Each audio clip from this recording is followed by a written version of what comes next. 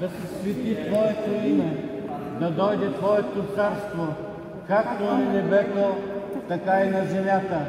Насъщният ни хляб дай ни днес и прости нам дълговете, както ние прощаваме на длъжниците си.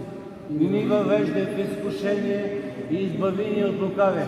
Защото, Господи, Твое царството и силата и славата сега и винаги във веки веков. Амин.